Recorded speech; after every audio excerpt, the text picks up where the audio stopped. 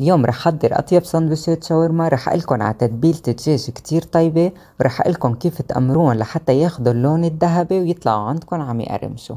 خلونا نشوف الطريقة سوا. عندي كيلو من الذرة بقطعها بهيدا الشكل بالنص لحتى تطلع عندي رفيعة، وبعدين بقطعها شرايح. مثل ما شايفين طريقة تقطيعها كتير سهلة وما بتاخد وقت. منقطع كمية الدجاج كلها. وهلأ رح أحضر الصوص اللي بدي أنقع فيه الدجاج.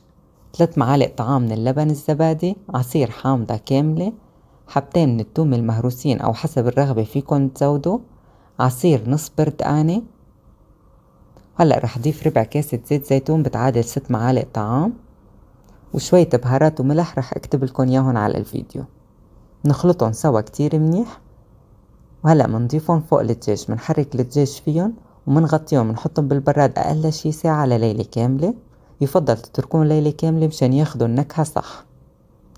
هلأ بدي أقليهم. بحط معلقتين طعام من السمنة، فيكن تستبدلوه بالزيت حسب الرغبة. طبعا حطيتهم مصفية مشان إذا في صوص زيادة ينزل لتحت. ما منحط كمية كبيرة من الدجاج لحتى ما يعجن ويستوي عنا وياخد اللون الذهبي الحلو. أول 5 دقايق ما منحركهم لحتى ياخدوا هيدي التأميرة، بعدين منحركهم بهيدا الشكل. بدهم ربع ساعة ليستووا وياخدوا هاي التأميرة الحلوة. هلأ للساندويش أنا استخدمت الخبز المشروح وشلت الأطراف القاسية من على الجناب. هلأ رح أحط الكريم توم. طبعا وصفة الكريم توم رح نزلكن إياها على القناة.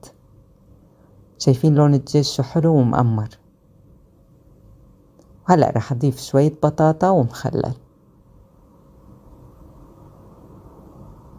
ومنسكرها بهاي الطريقة ومنلفها. شايفين طريقة لفة كتير سهلة وصارت عندي جاهزة. وهلأ بدنا نقمرها. منحط معلقتين طعام من الزيت والنار تكون متوسطة. نضغط عليها شوي مثل ما شايفين، بدها دقيقتين لحتى تاخد اللون الذهبي. هلأ بنقلبها. شايفين اللون كتير حلو.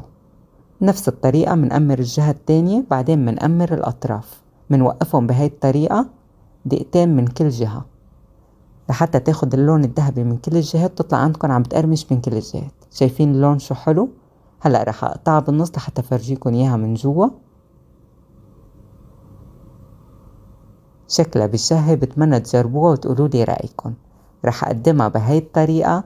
بتمنى تعجبكم وألف صحة وعافية.